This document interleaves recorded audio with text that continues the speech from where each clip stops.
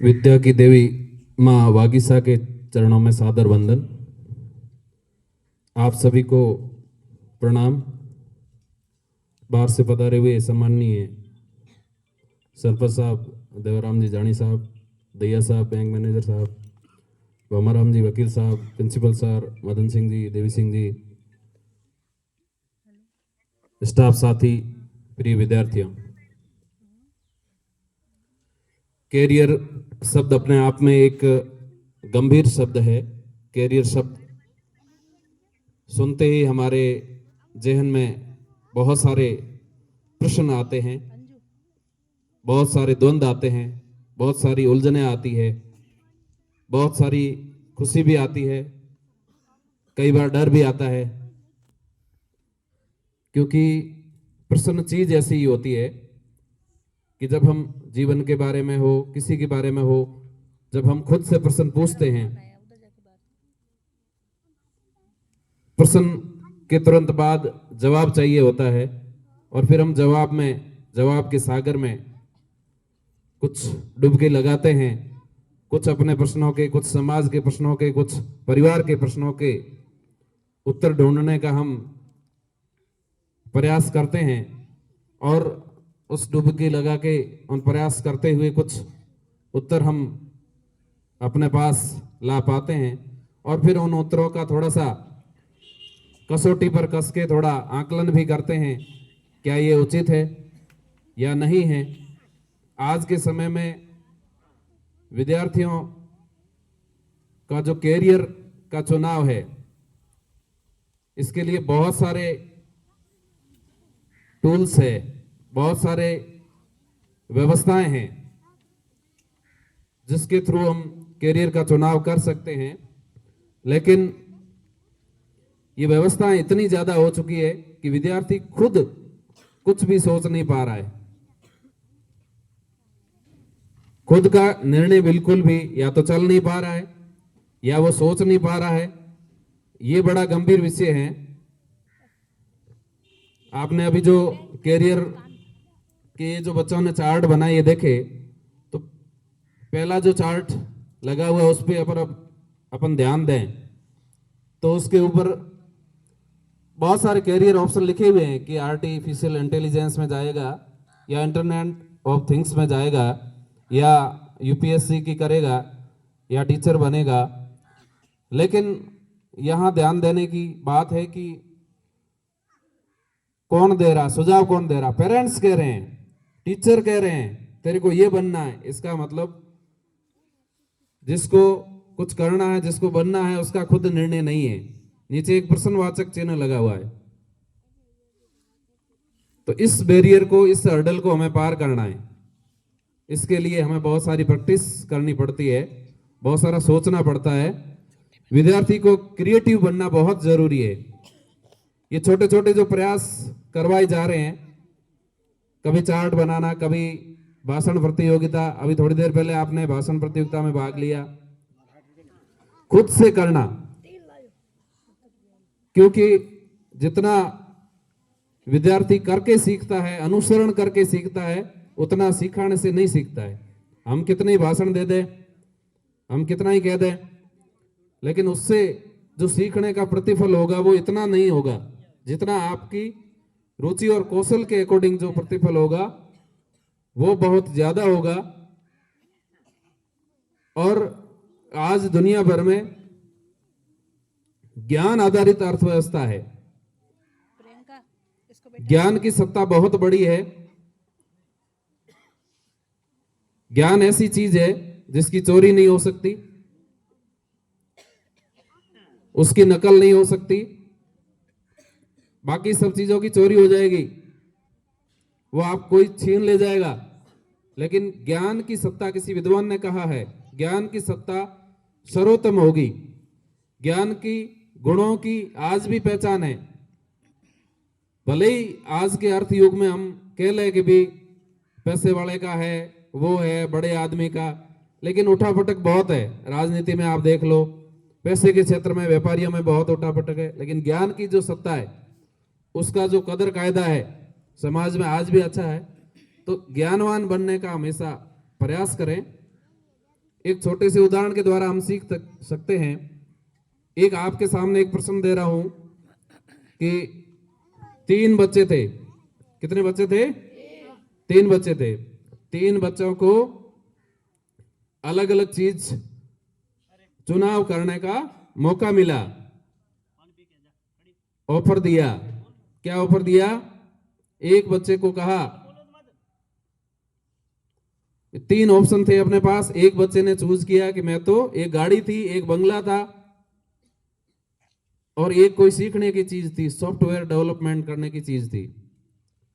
ठीक है, तो एक बच्चे ने कहा मैं तो, मर्सिडीज गाड़ी थी बढ़िया, उसने कहा मैं गाड़ी लूंगा। दूसरे बच्चे ने कहा अपने मकान बना बनाया मिल रहा है, उसने मकान लिया। और तीसरा बच्चा था, उसने क्या लिया? वो कोर्स सॉफ्टवेयर बनाना सीखा। उसने क्या सीखा? सॉफ्टवेयर बनाना सीखा। अब छोटे बच्चे बताएंगे फायदे में कौन रहा। हाथ खड़े करेंगे सभी। फायदे में कौन रहा इन तीनों में? गाड़ी वाला, मकान वाला, सॉफ्टवेयर वाला? सॉफ्टवेयर वाला फायदे में रहा। हाँ, तो कौन रहा फायदे में? बताओ, अपने अपने विचार अलग हो सकते हैं। हाँ बता, कौन फायदे में रहा? सॉफ्टवेयर वाला। अच्छा, सॉफ्टवेयर वाला फायदे में रहा। हाँ, और बताओ। हाँ बेटा, गाड़ी वाला। बच्चों की आवाज है, गाड़ी ठीक है। सॉफ्टवेयर वाला क्यों रहा? हाँ, कोई बड़ा बच्चा बता सकता है सॉफ्टवेयर वाला फायदे में कैसे रहा? कौन बताएगा? अरे बाकी भाई बैठे बैठे नहीं, खड़े होकर बोलना। हाँ गौरी। बोलो। गाड़ी वाले को फायदा इसलिए नहीं हुआ क्योंकि अगर उसके पैसे ही नहीं पास नहीं है तो तेल कैसे डलेगा। मतलब उस सबसे पहले उसे पैसे कमाने और उसके पास तो कुछ होना जरूरी है। हाँ, और मकान वाला बने बनाए घर में तो रह जाएगा खाने के लिए, और उसे भी मेहनत करनी पड़ेगी। और सॉफ्टवेयर वाला सीखेगा और उससे उसको रोजगार की प्राप्ति होगी और पैसे मिलेंगे और उसका मानसिक विकास भी होगा। ठीक है, बढ़िया है। ठीक है, और भी कोई सुधार कर सकता है? सुमन, और भी कोई आयाम हो इसका? सॉफ्टवेयर एक कला है या एक ज्ञान है जिससे वो ज्ञान प्राप्त करने के बाद उसे वो अपने रोजगार या कार्य में प्रयोग कर सकता है, जिससे वो धन कमाने के बाद घर भी ले सकता है और गाड़ी भी ले सकता है और सारे काम कर सकता है और समाज में उसे सम्मान क्वालिटी दिखो और इसकी। बिल्कुल।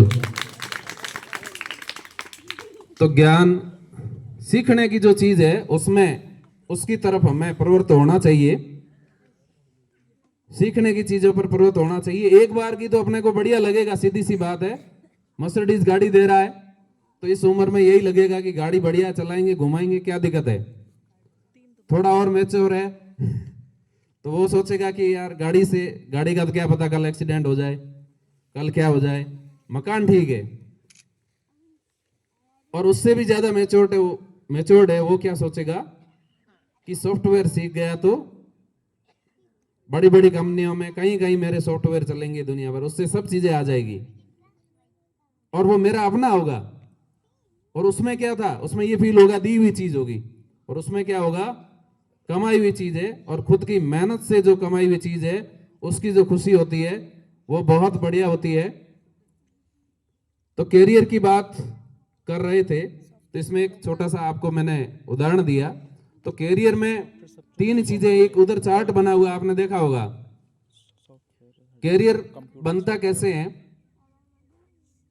तो उसमें पहला बिंदु ये है कि आपकी रुचि एवं कौशल, आपका इंटरेस्ट क्या है, आपकी स्किल्स क्या है। सरकार बहुत सारे कार्यक्रम चला रही है। 2015 में भारत सरकार ने कौशल विकास कार्यक्रम चलाया और अभी न्यू एजुकेशन पॉलिसी जो है 2020 की जो एजुकेशन पॉलिसी है इसमें वापस वही बुनियादी शिक्षा पे जोर दिया गया है कि बच्चे कुछ न कुछ सीखे। आपको अभी ज्यादा ज्ञात नहीं होगा, जब बड़े होंगे तब आपको पता चलेगा। आपको ऐसे बहुत सारे इंजीनियर मिलेंगे, बेरोजगार इंजीनियर। कहने को इंजीनियर है, पूछा कौन से इंजीनियर है? कंप्यूटर साइंस का इंजीनियर हो। कोई कह रहा सिविल का इंजीनियर हो, लेकिन नॉलेज नहीं है, प्रैक्टिकल नॉलेज बिल्कुल नहीं है। उनके पास डिग्री है और इस वक्त में सरकार भी चिंतित है और समाज भी चिंतित है कि बच्चे सर्टिफिकेट वाले, डिग्री वाले बच्चे हैं, बहुत सारे हैं, लेकिन कौशल वाले बच्चे नहीं हैं। अपने बाड़मेर के अंदर बहुत सारे जॉब है कंपनियों के अंदर, लेकिन अपने पास कोई डिग्री नहीं है, उस प्रकार का कौशल नहीं है, इसलिए हम उन जॉब्स का सदुपयोग नहीं कर पा रहे। तो आपका इंटरेस्ट किस तरफ है, ये भी आप उस प्रकार की एक्टिविटी में इन्वॉल्व होगे तब आपको पता चलेगा कि मेरी रुचि किधर है। तो एक तो आपका इंटरेस्ट किधर है, इस इंटरेस्ट को और ज्यादा प्रबल करने की जरूरत है। थोड़ा प्रबल करो, उसमें सोचो, स्किल डेवलप करो। तो पहला बिंदु ये है कि आपकी रुचि और कौशल। दूसरा बिंदु ये है कि आपकी जो रुचि और कौशल है उसमें समय के अनुकूल संभावना है कि नहीं है। कोई बच्चा कह रहा है कि मेरी हॉबी है, मैं नेचर फोटोग्राफी कर रहा हूं, ये किसी बच्चे की रुचि हो सकती है, लेकिन नेचर फोटोग्राफी से क्या भविष्य में अपना जीवन भी तो चलाना है। दोनों चीजें, अपना रुचि का विषय भी हो, साथ अपना और परिवार का जीवन चलाना है, तो ये चीजें भी जरूरी है। तो इस प्रकार से ये भी सोचना है कि भविष्य में क्या संभावना है।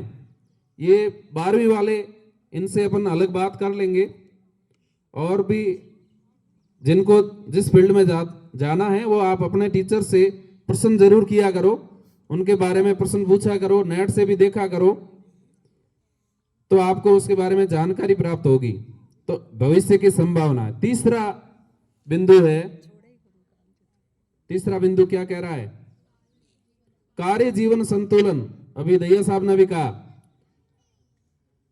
एकदम गांव का बच्चा था, पढ़ के आईआईटी कर दी और फॉरेन कंपनी में अमेरिका चला गया, एक ही भाई था। पीछे परिवार की स्थितियां, वो साथ जा नहीं सकते और वो इधर आ नहीं सकता, उसके करियर का सवाल है, ठीक है, पेरेंट्स जा नहीं सकते, जीवन पूरा इधर निकाला है। तो इस प्रकार कई बार जो है हम करियर के ऊंचाइयों पर होते हैं, लेकिन हम दूसरे जो हमारे सामाजिक और पारिवारिक पहलू होते हैं उनमें हम थोड़ा कई बार फेल हो जाते हैं। तो कार्य जीवन संतुलन भी देखना पड़ता है। कैरियर ऑप्शन चुनते समय कार्य और जीवन का संतुलन ये भी देखना जरूरी है। बाकी दुनिया के अंदर कोई भी कार्य असंभव नहीं है, बशर्ते हम एक लक्ष्य तय करके उस लक्ष्य के अकॉर्डिंग अगर हम मेहनत करते हैं तो दुनिया के अंदर कोई भी चीज इम्पॉसिबल नहीं है। हमें परिस्थितियों का बहाना नहीं करना चाहिए कि परिस्थितियां विकट है। अगर विकट परिस्थितियां हैं तो इससे हमें पॉजिटिव रूप से और ज्यादा सकारात्मक भाव के साथ ज्यादा मेहनत करनी चाहिए। एक अपने राजस्थानी में एक दोहा है परिस्थितियों के बारे में। कई लोग होते हैं जो परिस्थितियों का रोना रोते रहते हैं, मेरे तो घर वाले सपोर्ट नहीं कर रहे हैं, मैं तो क्या ही करूं, स्कूल दूर है, ऐसे छोटे मोटे बैरियर आते हैं, हर्डल्स आते हैं, उनसे डरना नहीं चाहिए। तो एक दोहा कहा गया है, गिर को कर रे कंथड़ा हिरण किस्यो घी खाओ, गिर को कर रे कंथड़ा हिरण किस्यो घी खाओ, आग चरे पून बखे फिर भी तुरंगों सु आगे जाए। हिरण का उदाहरण दिया है कि आग कौन सा, ये जो हिरण है कौन सा घी खाता है, आग का भोजन है उसका, और हवा है ऑक्सीजन के लिए, और तुरंगों सु घोड़ों से आगे जाए। घोड़ों को रेसिंग के लिए लोग बादाम वगैरह खिलाते हैं। हिरण कौन सा खाता है? हिरण अगर परिस्थिति का बहाना करें तो बैठा रहे, तो बैठे बैठे कुछ नहीं मिलने वाला भैया। परिश्रम और उद्यम सबसे बड़ी चीज है। उद्यमेन सिद्ध्यंति कार्याणि न मनोरथे न ही सुप्त से सिंह से परिसति मुखे मृगा। उद्यम से कार्यों की सिद्धि होती है, सोए हुए सिंह के मुख में अपने आप हिरण नहीं आता है। कर्म प्रधान दुनिया है। अपने गीता में भी कहा गया है कि कर्म सबसे बड़ी चीज है। कर्मण्येवाधिकारस्ते न फलेषु कदाचित्। माँ कर्म फल हेतु भूमाते संगोस्तु कर्मणि, कर्म के संग तू चलता रहे, फल की इच्छा मत कर, जल्दी रिजल्ट की अपेक्षा मत करो, धैर्य रखो, टेस्ट हुआ ही नहीं, परीक्षा हुई नहीं, फटाफट रिजल्ट की इच्छा मत रखो। आप अपना जो कार्य करते हो उसमें 100% डेडिकेशन बेस्ट दो, उसके बाद परिणाम अपने आप आएगा। और निश्चित तौर पे अगर आपने अच्छा किया है तो परिणाम आपके पक्ष में होगा। इस परिणाम के लिए आप डरने की जरूरत नहीं है। आप तो और आगे के प्रोजेक्ट में लग जाओ। तो लगातार आप लोग अगर अनवरत रूप से मेहनत करते हो, धैर्य के साथ आगे बढ़ते हो, तो निश्चित तौर पे आप सफल होंगे। और सफल होने में आपको दुनिया की कोई ताकत आपको नहीं रोक सकती। तो हमेशा सकारात्मक भाव रखें और लक्ष्य हमेशा ऊंचा रखें। अभी वकील साहब कह रहे थे कि जो हमारा टैलेंट है वो पहले ही अटक जाता है कांस्टेबल में। बुरा नहीं है कांस्टेबल की नौकरी करना, वो भी एक जीवन जीने का तरीका है, लेकिन अगर आपके अंदर टैलेंट है तो आप थोड़ा अच्छा सोचें, हमेशा अपने आप को कम नहीं समझे, तो हौसला बड़ा रखें, बड़ा लक्ष्य तय करें। बड़ा लक्ष्य तय नहीं करते हो, तय करने के बाद अगर नहीं मिलता है तो भी कोई बात नहीं, लड़कर हारना इतना बुरा नहीं है जितना बिना लड़े जो है हार कर बैठना वो बहुत बुरा है। छोटा बड़ा लक्ष्य जो है, असफलता अपराध नहीं है, असफलता कभी भी अपराध नहीं है, लेकिन छोटा लक्ष्य रखना अपराध है। लक्ष्य अपना छोटा कभी नहीं रखें, हमेशा सोच बड़ी रखें, अपना दायरा बड़ा रखें, तो निश्चित तौर पे आप लोग सफल होंगे। क्योंकि मनुष्य ने सदियों से प्रकृति पर भी विजय पाई है। इतनी सारी झंझावतें, इतनी सारी अपन सभ्यताओं का दौर देखें तो मनुष्य ने कितनी बड़ी सफलता प्राप्त की है। भारत जैसा देश चंद्रमा पे पहुंच गया है, चंद्रमा पे हम और मंगल ग्रह पे हम जीवन बसाने की बात कर रहे हैं। जो पहले कवि की कल्पना थी वो साकार रूप में आया है। और वास्तव में ये हकीकत है, अगर आप कोई कल्पना करते हो, पहले कल्पना आती है, बाद में कोई चीज आती है। अगर हवाई जहाज किसी ने बनाया तो पहले उसकी कल्पना आई होगी। हर चीज की पहले कल्पना आती है। तो जीवन के अंदर अपने मन के दो भाग होते हैं, एक चेतन मन, एक अवचेतन मन। अवचेतन मन को हम जितनी चीजें देते हैं वो प्रकृति रूप में कहीं न कहीं वापस अपने के चेतन मन में, हमारे जहन में आती है और हमारे को कार्य में प्रवृत्त करती है। तो हम हमेशा अपने जहन को अच्छे विचार दें, मन को हमेशा पॉजिटिव चीजें दें, तो निश्चित तौर पे वो वापस आएगी और आपका सपना साकार होगा।